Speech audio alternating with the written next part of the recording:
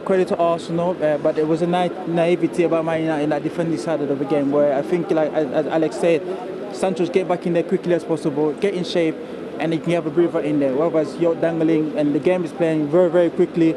Arsenal, capitalize on it, and it's something that I think, as Alex said, they'll go back in the training ground, work on it, get it better. But with Arsenal, I just feel like when they come playing against a big team, they don't keep on top of the game.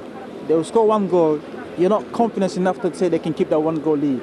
And as the game went on, we just feel like there wasn't much of a leadership in a sense that know how to control the game, which in the end, you know what I'm saying, it played against them because they end up losing the game 3-2. But you've got to give credit to Man United how they came out second half.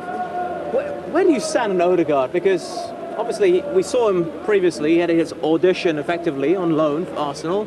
They decided to splash the cash to sign him. Has he fully convinced you so far? I think he's shown glimpses of what a good player he is and what potential he's got. I think tonight in glimpses you've seen him have certain moments in the game, like the goal for example, where, and I think even more so in the first half, where he got himself in little pockets and he caused Manchester United problems. It's undoubted that he's got ability. You don't play for the clubs he has. He was at Real Madrid, obviously, let's not forget, and now Arsenal.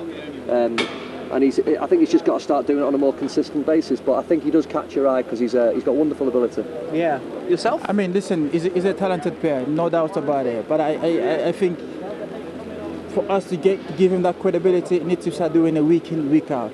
And also, Arsenal starting 11, there's not always consistency in that starting 11. So Mikel Arteta will go for the same starting 11, 2 games, and then change it. So which means we don't get to see the guy playing 7 or 8 times in a row. Whereas, you won the game. The reason why he came to Arsenal, which is to play regular football.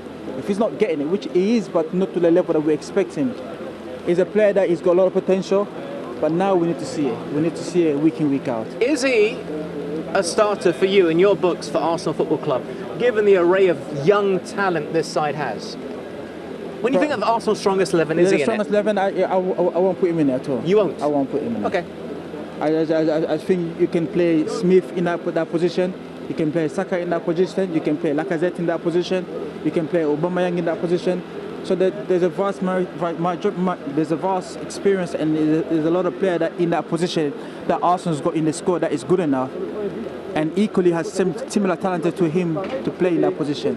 I tell you what, it's not a bad problem to have though, having that plethora of talented players to choose from. You've just mentioned a few there, Fab, and I think it's a nice headache for Mikel Arteta to have. But what's it like for the player? Because you leave a club, a super club like Real Madrid, to try and get regular football. Yet you come here and, well, Fab just said he doesn't get into the strongest 11 for Arsenal. I mean, we spoke about it before the game with Ronaldo, didn't we? I think when you come to a club like Manchester United, Arsenal, the Premier League, the games come thick and fast. You're playing in Europe, you're playing in the Cups, you're playing in the League. It's important you have a healthy squad. You can't really expect today to play every single game.